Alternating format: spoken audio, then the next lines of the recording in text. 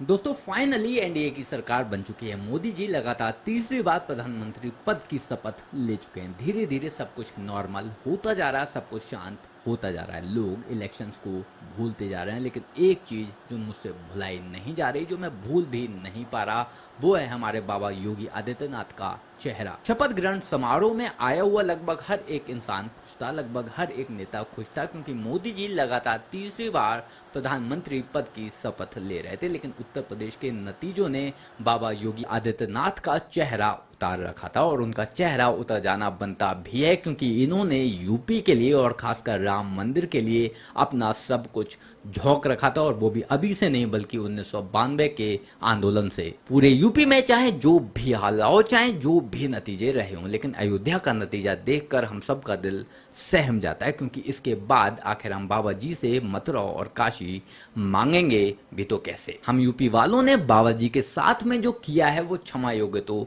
नहीं है। क्यों और कैसे, अगर जानना है तो देखते रहिए ये इंटरव्यू। अब ये लेटेस्ट केस मुख्तार अंसारी का है, जिसके बारे में समाजवादी पार्टी के लोग कह रहे हैं कि उनको जेल में जहर दे के मार दिया।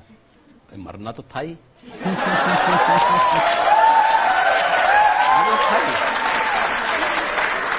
आप मुझे बताओ, जिस व्यक्ति ने सैकड़ों लोगों को मारा हो और कब तक बसता बसता फिरेगा?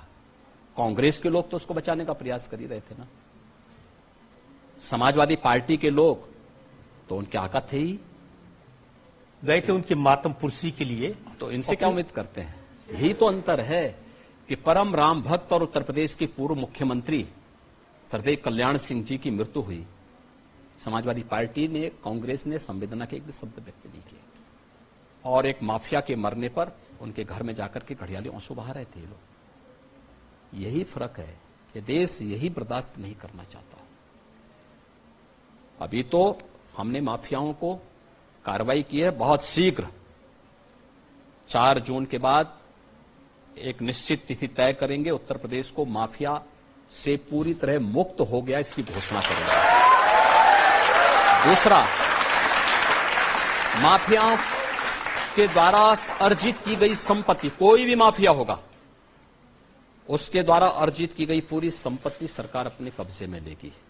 हमने प्रयागराज से शुरुआत कर दी है। प्रयागराज में माफिया अतीक अहमद की एक संपत्ति को, जिसने अवैध रूप से कब्जा की थी, हमने वापस ली, और हमारा जो नया यंत्र है बुलडोजर, जिससे कांग्रेस और सपा बहुत भयभीत है, बुलडोजर, उस बुलडोजर से सफाई करवाई। सफाई करवाने के बाद गरीबों के आवास बनाए हैं।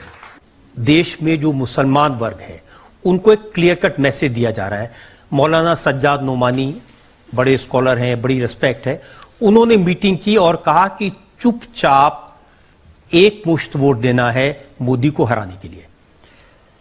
देखिए, ये मैसेज दुर्भाग्यपूर्ण है। मोदी जी ने 10 वर्ष में चेहरा देख करके नहीं, जाति मत मजहब के आधार पर नहीं, सबका साथ और सबके विकास के आधार पर देश के अंदर विकास भी किया, गरीब कल्याणकारी योजनाओं का लाभ भी दिया। लेकिन ये जो ध्रुवीकरण करने का प्रयास हो रहा है कुछ कठमुल्लों का, मौलवियों के द्वारा, मुझे लगता है ये चाहते हैं कि वह जीवन भर लुंगी पहन करके ही दौड़ता रहे। उसको ये लोग नहीं चाहते कि वह कोई एपीजे अब्दुल कलाम बने, कोई वैज्ञानिक बने, भारत के अंदर वह नेतृत्व करने की स्थिति में आ सके। फरुखाबाद में सुना है सलमान खुर्शीद की जो भतीजी है मारिया आलम, उन्होंने क्या कहा, बहुत अकलमंदी के साथ, बहुत खामोशी के साथ वोट जिहाद करो। जिहाद करके अगर वोट को भी जिहाद के साथ जोड़ना चाहते हैं तो उस वोट से जन्नत नहीं मिलेगा, जहन्नुम जरूर मिल जाएगा।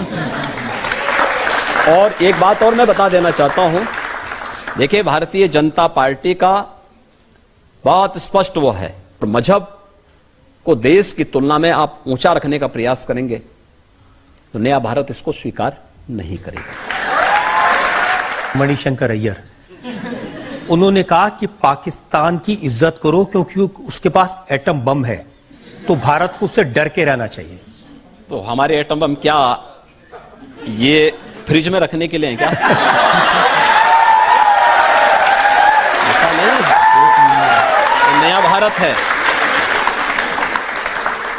ये कांग्रेस की मणि हो सकती है, भारत का मणि नहीं हो सकता है। ये नया भारत है। नया भारत छेड़ता नहीं है, लेकिन कोई छेड़ेगा तो उसको छोड़ता भी नहीं है। घर के अंदर घुस करके जवाब देगा, और यह भारत ने करके दिखाया है। और यही कारण है, देखिए पहले आतंकवादी विस्फोट जगह जगह हो जाते थे। दिल्ली में हुए, अयोध्या में, काशी में, लखनऊ, वाराणसी, लखनऊ की आपकी अयोध्या की कचहरियों में हुए, गोरखपुर में विस्फोट हुए, मुंबई में विस्फोट हुए, देश की संसद पे हमला हुआ। ये सभी घटनाएं घटित हुई थी अलग अलग समय में। आपने पिछले 10 वर्ष के अंदर देखा होगा, एक सुरक्षा का बेहतरीन वातावरण, आंतरिक सुरक्षा बेहतरीन हुई है। नक्सलवाद समाप्त हुआ है। और अब तो पटाखा भी थोड़ा जोर से फटेगा ना, तो पाकिस्तान पहले सफाई देता कि नहीं मेरा हाथ नहीं है, मैं दूर दूर तक मेरा संबंध नहीं है। ये नया भारत है, ये देश की ताकत है। इस पर हर भारतवासी गौरव की अनुभूति करता है। ये इस पे नहीं, कांग्रेस के समय रे साहब सीमा पार से आतंकवाद है, एक शब्द उनका सुनने को मिलता था। देखिए मैं संसद में रहा हूं 2004 से लेकर के 2014 तक, और मैंने बहुत नजदीक से देखा जब कश्मीर में सामूहिक नरसंहार होता था, अयोध्या में, काशी में, या जहां भी विस्फोट हुए थे, ट्रेनों में विस्फोट होते थे। जब भी हम संसद में मुद्दे उठाते थे, एक शब्द सुनने को मिलता था, अब सीमा पार से आतंकवाद है। अबे सीमा पार से है तो आप भी तो कुछ करिए। हिम्मत ही नहीं थी। आज सीमा पार समाप्त। आज सब भारत अपने आप सबसे निपट लेता है। ये ताकत दिखानी पड़ेगी, और ये ताकत मोदी जी के नेतृत्व में नए भारत ने दिखाई है। अखिलेश जी के चाचा हैं प्रोफेसर साहब रामगोपाल यादव, वो कहते हैं भारत में मंदिर की क्या जरूरत है? देखिए जरूरत थी इसलिए बन भी गया।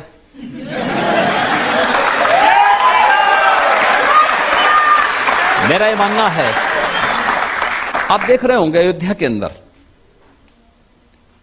लाखों की संख्या में श्रद्धालु प्रतिदिन आ रहे हैं, आज भी आ रहे हैं। इतनी भीषण गर्मी है तब भी लोग आ रहे हैं। अयोध्या की, आज की अयोध्या को और आज से 10 वर्ष पहले की अयोध्या को देख करके कोई आता है तो वह पहचान नहीं पाता है कि सचमुच ये वही अयोध्या है। मैं देख रहा था पूरे देश के अंदर, जो अंदर से जो भी श्रद्धालु वहां आए थे, कोई जमीन चूम रहा है, कोई पिलर को चूम रहा है, उनकी आंखों में आंसू थे। तो मैंने कुछ लोगों से पूछा, मैंने कहा कि आप इतने भावुक क्यों हो जा रहे हैं? उन्होंने कहा साहब, जिस कार्य को देखने के लिए हमारी कई पीढ़ियां तरस गई, 500 वर्षों के उस लंबे इंतजार को मोदी जी ने समाप्त करवा दिया। यहां मोदी जी के कारण संभव हो पाया है। प्रोफेसर साहब कहते हैं बेकार का मंदिर। मैं वही आ रहा हूं ना। समाजवादी पार्टी के बारे में हर व्यक्ति जानता है। जो लोग राम भक्तों पर गोली चलाते हैं, जो लोग राम को काल्पनिक मानते हैं, इतिहास साक्षी है, जिसने भी राम का विरोध किया उसकी दुर्गति जरूर हुई है। इनकी दुर्गति तय है। अपनी दुर्गति के लिए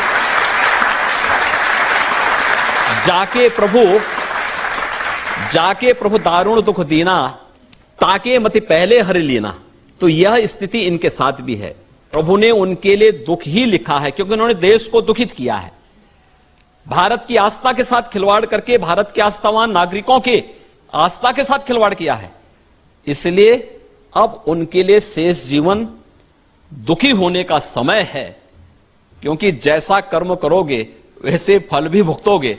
तो अब उस फसल को काटने का समय आ गया, इसलिए वे राम का विरोध कर रहे हैं, राम मंदिर का विरोध कर रहे हैं। यही विडंबना है। जो लोग राम का विरोध करते थे, जो लोग राम मंदिर का विरोध करते थे, उन लोगों को अयोध्या की जनता ने चुनकर संसद भेजा है। जो लोग राम भक्तों पर गोलियां चलवा चुके हैं, जो लोग राम मंदिर को काल्पनिक बता चुके हैं, जो लोग राम मंदिर के कभी भी साथ खड़े नहीं रहे, जो लोग राम मंदिर की जगह हमेशा मस्जिद चाहते थे, उन लोगों को अयोध्या की जनता ने चुनकर अपना नेता बनाकर संसद भेज दिया है। तो सोचो, ऐसे में कोई भी नेता या फिर कोई भी हिंदू खुश कैसे हो सकता है, और यही दुख बाबा योगी आदित्यनाथ के चेहरे पर छलक रहा था। बाकी आप लोग इस बारे में क्या सोचते हैं, कमेंट कर जरूर बताएं। जल्द मिलते हैं किसी नए वीडियो में नए टॉपिक के साथ, तब तक गुड बाय, नमस्कार, जय हिंद।